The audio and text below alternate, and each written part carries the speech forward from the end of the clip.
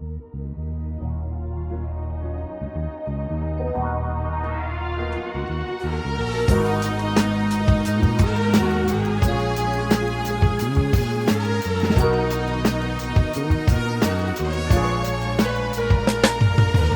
right, everybody, welcome back to another week of First Term. I'm Ryan. For those of you who are listening for the first time, thank you for checking in. So I just want to open by saying Happy Hanukkah to everybody who celebrates. It is the second night tonight. And Merry Christmas to everybody who celebrates Christmas. This will probably be the last podcast I do before Christmas and the holidays. So again, the holidays are a really important time to be with loved ones, to tell the people you love that you love them, to spend time with family, to spend time with each other, and to remember the importance of being an American, the importance of living in this country and loving each other. And yeah, the holidays are always a fun time. So the first thing I just want to touch on briefly, because I don't want to talk about it too much, because it's covered on every news outlet everywhere. But the shooting that happened in Sydney was absolutely tragic. It was the first night of Hanukkah. A lot of Jews, like myself, were there and celebrating. Some flew across the country. There was a Holocaust survivor, a couple of January 7th survivors. It was a very big gathering, especially for Australia that doesn't have a huge Jewish population. So to see something, an atrocity like this take place was very disheartening, very sad. And it just seems to be a theme in our country right now. I don't really want to spend a whole lot of time touching on it or giving my opinions on it, but I want to reach out to the families in this kind of platform that I have. Let you know that our hearts are with you, our prayers are with you. It was an atrocious tragedy that took place. Kind of concurrently, there was a shooting at Brown, also horrible. 2 people lost their lives there. It was an attempted mass shooting.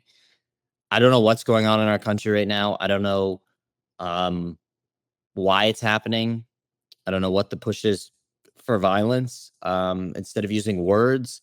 And there's just a lot of hate. There's a lot of groups that don't like people, and they think that the way to get rid of them or make the world a better place is to wipe other innocent people off of it.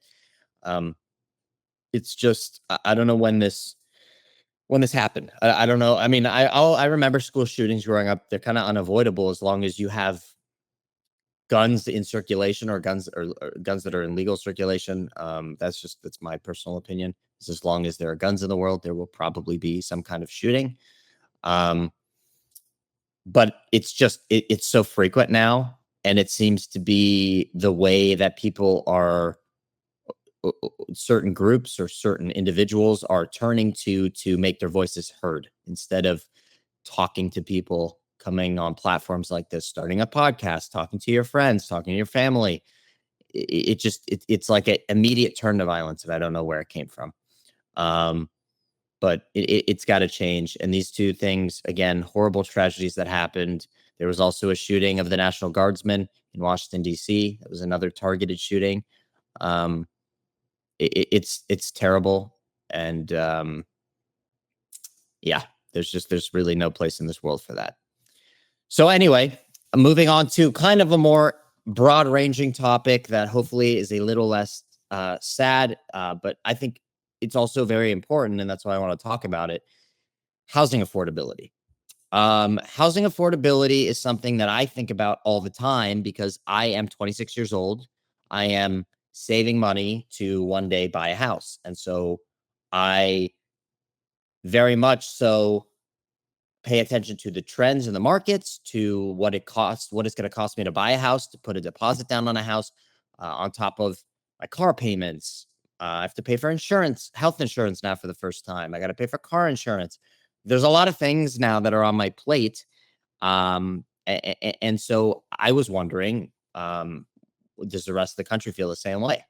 So housing affordability or unaffordability kind of accelerated due to the inflationary policies of COVID really, I think, did it. From 2020 to 2022. There was a huge spike in inflation. So the cost of goods went up. And typically, when the cost of goods goes up, and well, I mean, it's just basic economics, right? If uh, the demand for something goes down, the price drops. If the demand goes up, the price goes up. At least that's how it works in our capitalistic American society that we live in, right? So the demand for housing went up, so the prices have gone up, and then concurrently, the demand for housing and the pricing is kind of rise and rise and rise. And from 2020 to 2022, it really spiked. Um, so historically, kind of throughout the history, at least the last 20 years, people have put their money in the housing market. So I think people bought homes, they work hard, they buy property, and eventually that property that they buy appreciates, and then they move on to they take the money that they make from the sale of the first home and they put it towards a bigger, larger home. Um, and that's just usually the American dream, or it has been as of the last 20 years. We're not getting as many people buying a house, staying in that house until they pass. That's not really how things are working. People are looking at home or the housing market as an investment. And I think that this has really happened in places like New York and LA.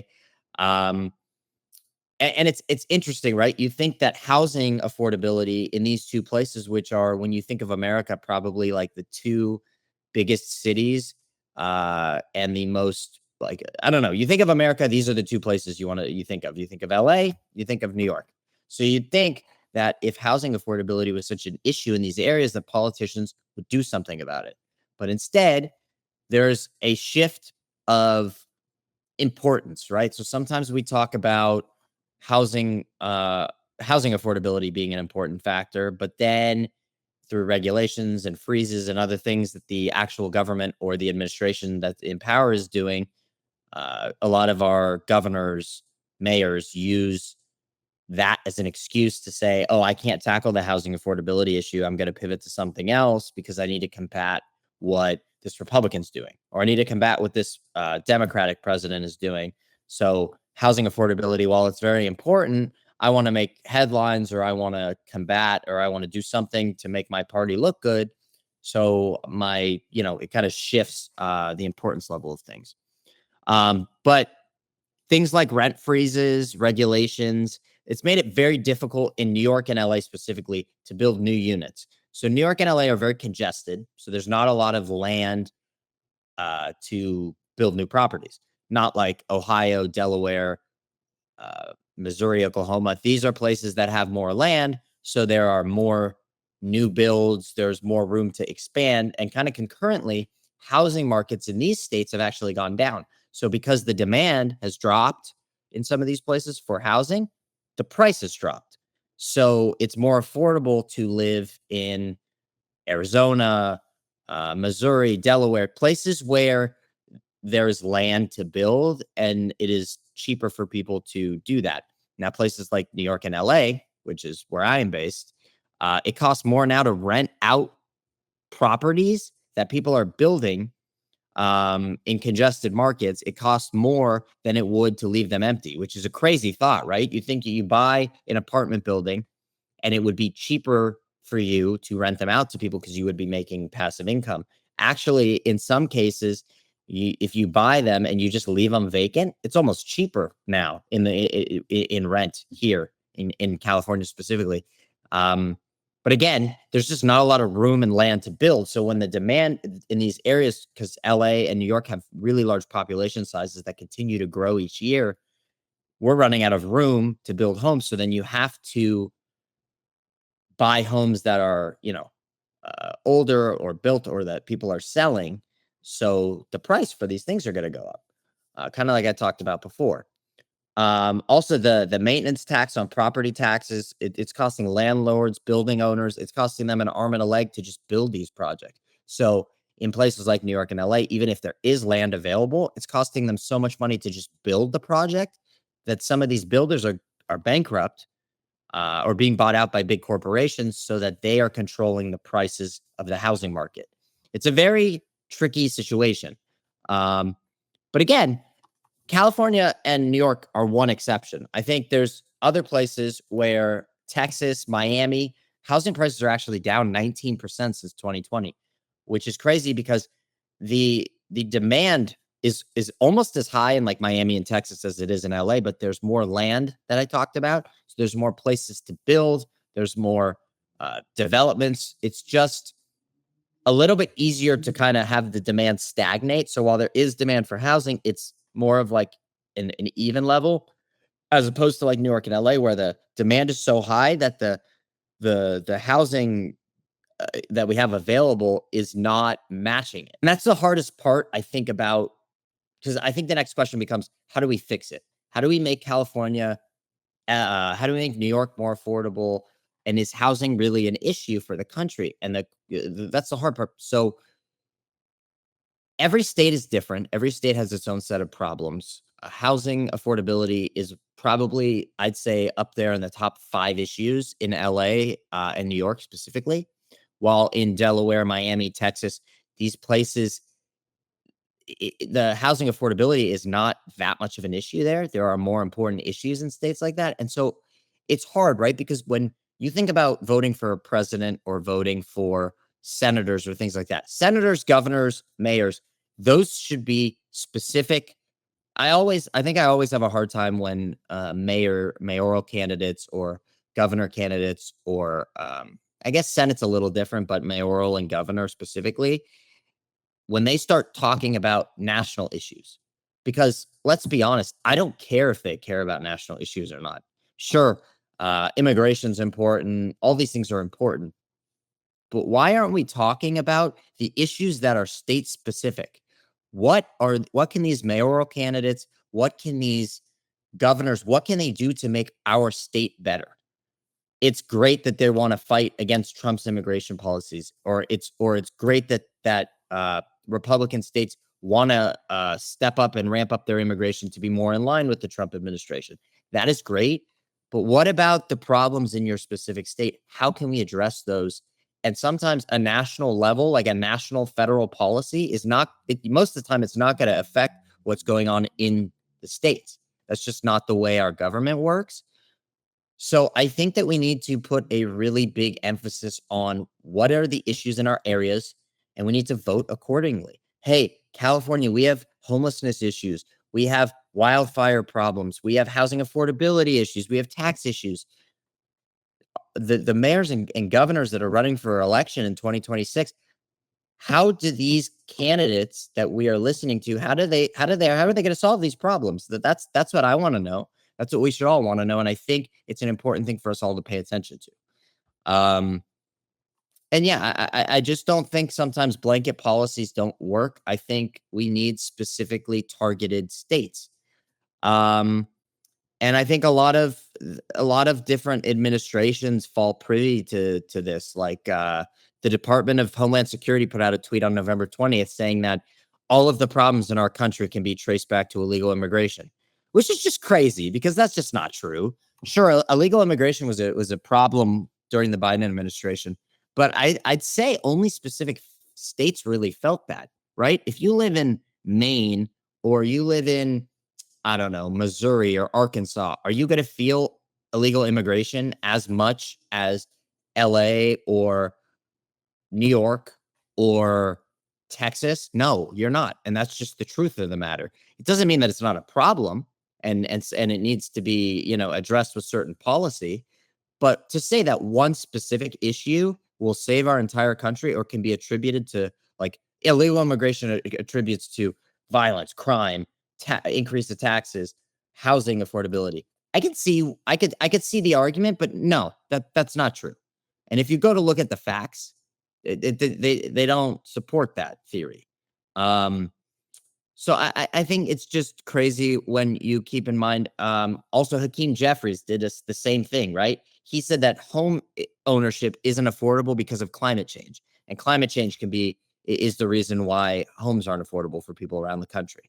That's just not true either. I can't take one blanket idea and say that changing and fixing that one blanket idea will fix something that's a problem across the country, right? So let's say LA, New York, they're a problem.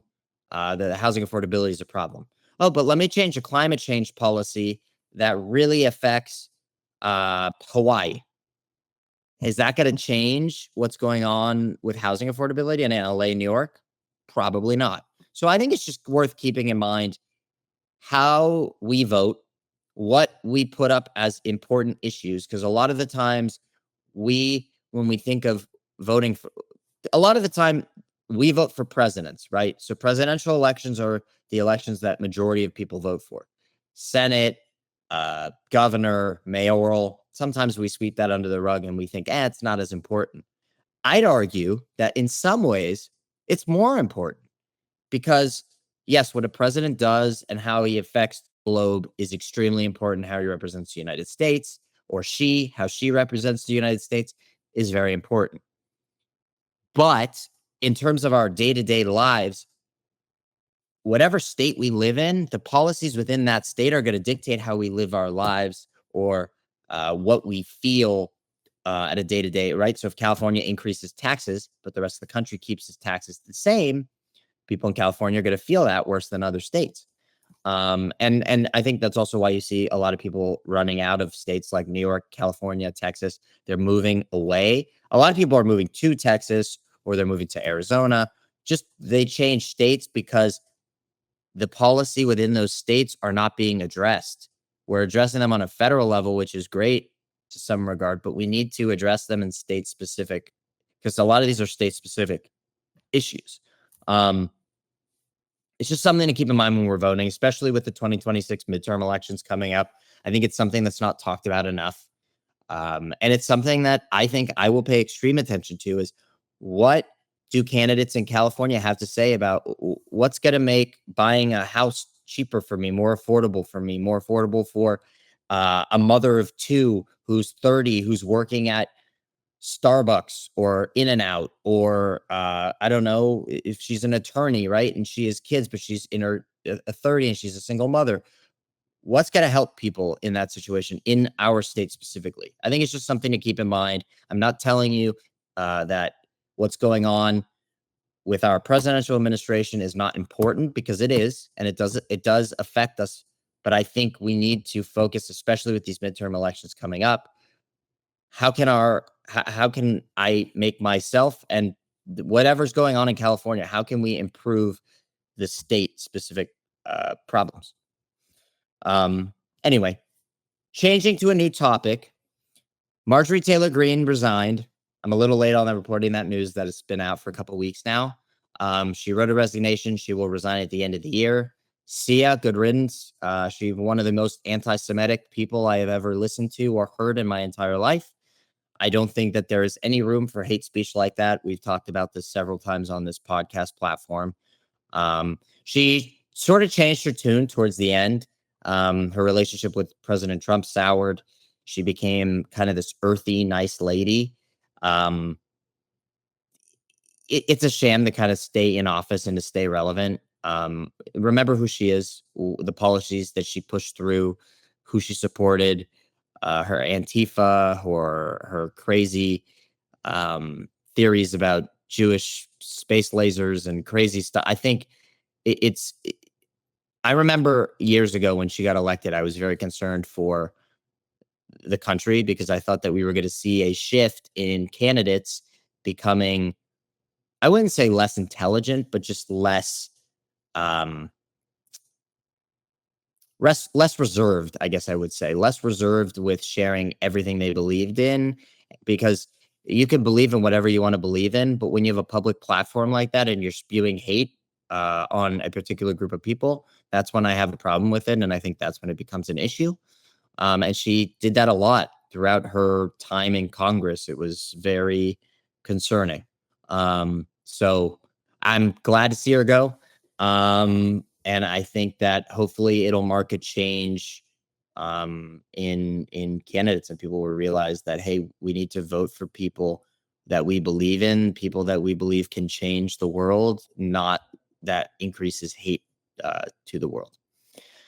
So anyway, that's just a little tidbit on that. The next thing I want to talk about, so Venezuela. It's a big hot button topic in our country right now. President Trump has issued a lot of drone strikes um, to target these boats that are running drugs from Venezuela to various ports and various other countries via ships. Um, so whether I think it's a good or a bad thing that he's doing this, I'm not going to really weigh on. What I do think is a problem is that there's no congressional vote for drone strikes. This happened in the Obama administration when he had strikes in Iraq, Syria. He had strikes in these a lot of different areas for terrorist reasons. Now, I don't think it was a bad thing that he issued drone strikes to take out terrorists. I think it's a much safer for our military, and it was a show of strength for our government, for our country. That hey, we got multiple ways to eliminate people that are mass murderers and are terrorists. However, I do think that so typically, whenever the U.S. or any, well, I guess this is throughout history. Whenever the U.S. has gone to war, there's always it has to get a congressional approval before you go to war. So you think about the Vietnam War, you think about the Korean War, you think about World War II, World War I. They had to get congressional approval in order to formally be at war with another country. So while I don't know if I think the argument is, hey, it's a drone strike. We're not actually putting boots on the ground and declaring war against another country. I still think it's very important that Congress, the people that we elected, right, the senators we elected from our country, from our, people around the 50 states, I think it's very important that we vote and say, okay, is it okay that the president is using drone strikes? Okay, let's get congressional approval before we do it. Now, I think that there are particular scenarios when, time is of the essence, and something has to be done.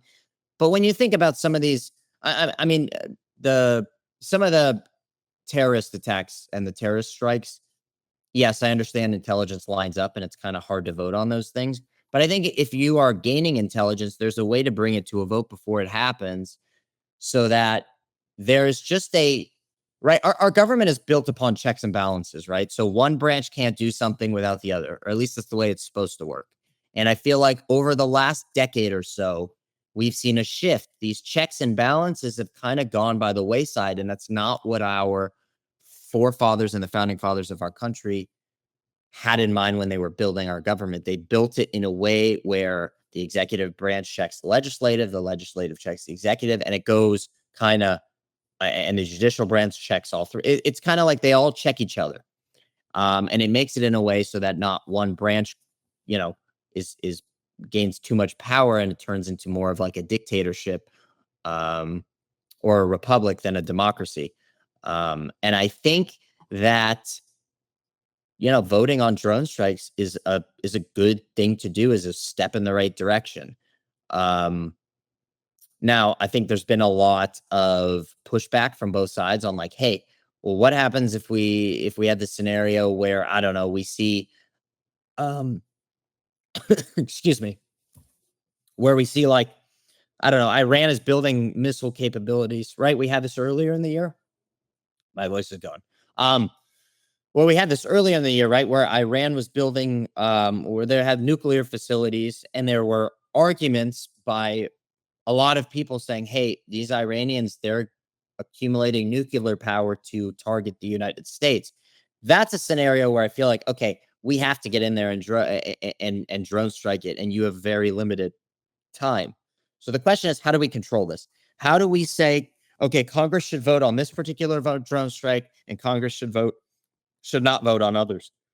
I think a formal congressional vote may not be something that is necessary, but there is something. It's a little bit more informal. It's still a congressional vote, but they don't. Not every single senator has to be in attendance to vote in that. In the House in D.C. There's ways to do this, just so that we're checking people, right? Because I'm not saying I believe this, but what happens if the Trump administration is drone striking these Venezuelan boats, and these Venezuelan boats, I don't know, have just normal civilians on it? Or what happens if these drug traffickers are human trafficking people, and so they're striking boats and there's a ton of innocent people on board? Like, wouldn't we just want to share intelligence amongst everybody in government so that we can all come to a better conclusion? And then obviously the president makes the final decision, but I think just getting more opinions on something can sometimes be better, whether we listen to it or not. It's like I don't know. It's like, let's say I want to buy a dog, right? And I want to buy a husky, and somebody tells me, "Oh, huskies are really bad with kids, or they're really bad with other dogs." And I listen to somebody else who says, "I have a husky, I love it." And then there's another person that says, "You know what? I had a husky, they were great, but yeah, you should probably be careful about." Like, I would want as much information as I could get, and a bunch of ideas and a bunch of thoughts and opinions before I formulate my own, because sometimes something that somebody says makes me change my mind. And that's a whole nother topic to talk about, is people in government have a very hard time of saying, you know what, I'm wrong, or you know what, I see your point. You know what, maybe I wasn't 100% right, or maybe your idea is better than mine. We don't get that a lot. And so, but I think this is a way to do it so that with drone strikes, because it is an act of violence against another country. So if you justify that as technically like a war maneuver, then technically we should vote on it. That's my opinion. Um, Another thing that I think is important to discuss, the pardoning power. I am a big believer. Ben Shapiro, um, a couple of other people I've listened to on the left believe that the pardoning power that the president has should just kind of go away. Why should a president be able to go and say, yeah, okay, like let's say my buddy killed somebody, but this person killed somebody, they're going to rot in prison for the rest of their life. But because he's my buddy, and because he can give me some money, or he can give me some political favors, I'm going to let him off. How is that fair? How is that just? How does that align with the morals that the United States should have or should be? I've always had a hard time with that. And a prime example of this was Trump just pardoned the ex-president of Honduras, which made no sense, by the way. The ex-president of Honduras was guilty of smuggling over 500 tons of cocaine into the United States. And if Trump is targeting the Venezuelan regime, and is targeting Venezuela and Mexico and drug cartels, and trying to be anti-drugs into America, why would he pardon the ex-president of a country that's, especially when he smuggled 500 tons of cocaine into the United States? That's crazy. And a lot of it was laced with fentanyl, which probably led to a lot of deaths in the United States over the past decade or so. I just don't understand the thought process behind that. I think that there's something behind the scenes that obviously we don't know about. Um, but this is just a prime example of why I feel like the pardoning power shouldn't be used. It's just like why I didn't think Joe Biden should have pardoned his son, Hunter Biden, for the illegal acts that he did. If somebody does something illegal in this country, they need to be held accountable. If that goes for one person, it should go for everybody. Um, and we already have, we have writs of habeas corpus where the Supreme Court will hear a case again if somebody's on death row or whatever. So, but the Supreme Court can only take a couple of cases a year. What if we allowed them to hear more death row cases, or we allowed a president to meet with Congress to decide on certain cases that he felt like were worth pardoning people over? But why does one person get to pardon somebody that, like this guy, this ex-president of Honduras? Why is he getting pardoned? What value does he add to the United States to get him back out in the public and maneuvering and operating? It doesn't make sense. And you can say that with a lot of presidents, right? Like, and each president has a different motive or different regime. So let's say there's a big Democratic donor that's in prison, and a Democrat becomes president. What's stopping them from just pardoning them? There's just a lot of gray area with this that I don't like and I don't feel is necessary. And it's always been my belief. And a lot of people share this belief that I don't know. The pardoning power is a very, very valuable power. I just don't think it should be used the way it is, because there's really no check on it. Um, okay. Shifting to something else I heard. So I listen to a lot of different political podcasts, left and right, because I like to listen to both sides because it allows me to understand what the right thinks and what the left thinks and what they disagree over or what they could possibly agree over. I think it is so important to listen to both sides of any argument because it helps you understand somebody else's perspective. Even if you don't agree with that perspective, at least I can, listen and understand why they think the way they do.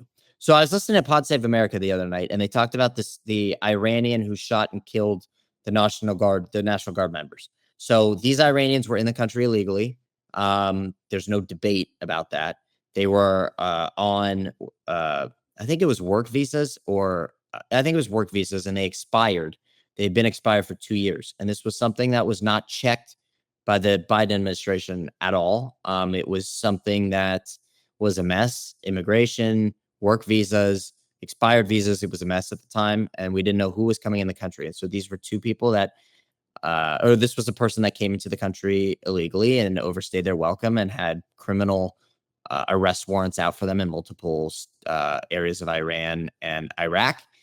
And the reason I bring it up is because they talked about it on Pod Save America. And instead of first saying, hey, I'm so sorry to the woman who lost her life, I'm so sorry to her family, I'm so sorry to the, National Guard, I'm so sorry, and we're praying for the National Guardsman who is in, critical condition still. They immediately went on the defense to say, well, they wanted to defend the fact that the Trump administration was actually the one who approved asylum for them. And the Trump administration didn't do this and didn't do that. Where is the humanity? I don't think it's just a Pod Save America problem. It's a problem on a lot of political podcasts, a lot of news. We sweep the human side of things. We sweep the human side of things under the rug. We forget to mention, hey, I'm so sorry, hey, I'm so sorry this happened to you. Hey, I'm so sorry that this person was brutally murdered. Even Trump just did it today, right? With the famous director that passed away, whose son killed him and his wife in their home, which is, I can't even imagine. But Trump immediately, he half said, "Oh, I'm so sorry for him who passed away," and then ripped him to shreds about him having Trump derangement syndrome and him being a political, adversary and rival, and it's just we're missing this humanity. We need to bring it back. I don't know when it went away, but like you want to bring up your arguments, you want to argue that one side is to blame for a problem, fine, but at least open with, I'm so sorry. This is a horrible thing that happened. I may not have agreed with this person, but they did a lot of good things. It's just a left attack the right, a right attack the left, and then it's defense, defense, defense against the other party. When does it stop? I just I don't understand where the humanity happens, and I think it starts at home. It starts with telling your children or going to school and making sure your children are taught by the right people that, hey, this is like the person sitting next to you. You may not like them, but like they're human beings. So like we need to have common respect and decency for each other. And if something bad happened to the person next to you, even if I don't like them, that's still a human being, and something bad happening to them should be appalling and horrible to you. It shouldn't just be like, oh, they deserved it, or like that's disgusting rhetoric, and it's something that I think it really starts with how we teach our kids. It really starts with the people who are on the radio, the news, TV, and things that are in circulation.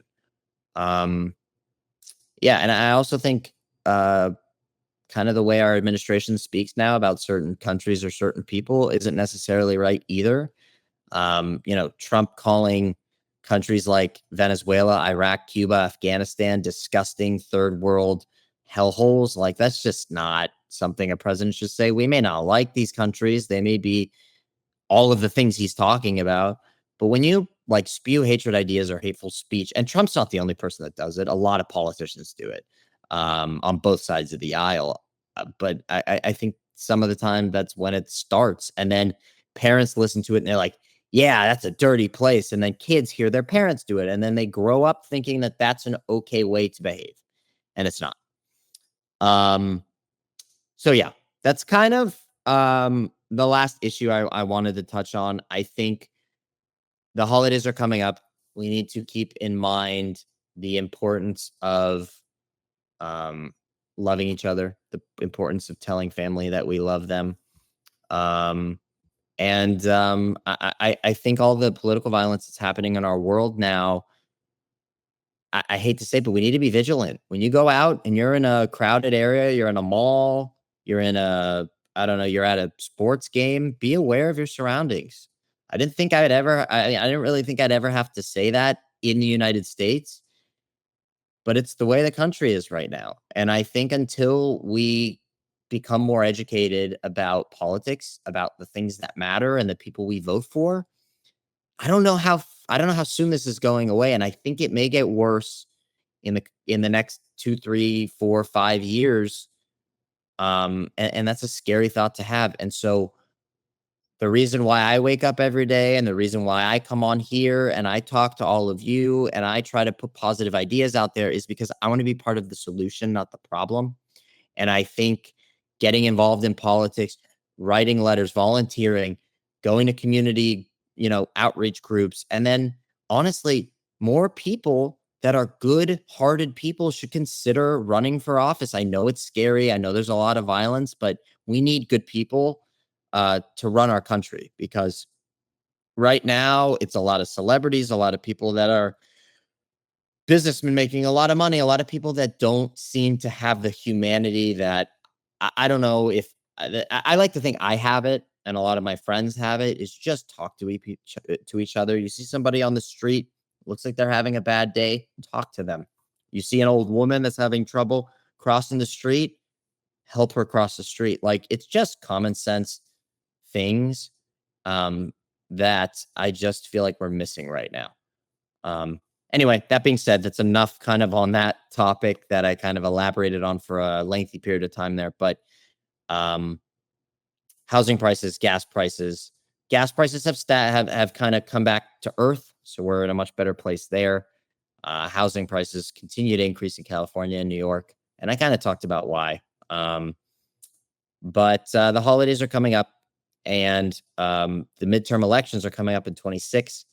So the things that are important in your states, talk about them with your family, talk about them with your friends. If they disagree with you, good. You shouldn't agree on things.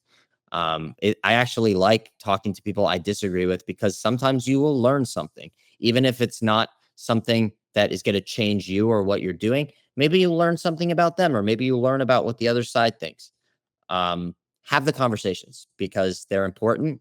And if we are going to make the changes that we want and that I hope we will make in California specifically, we need to get more involved. We need to talk about politics more, and we need to not be afraid to vote and talk about and protest peacefully and volunteer and write congressmen and go to town hall meetings. We need to do these things in order to make our state better and to see the improvements we want to make. That's it. It's kind of a shorter podcast. Thank you all for listening. Happy holidays. Give an extra hug to all your loved ones on behalf of me and the First Term podcast. We'll catch you all next time.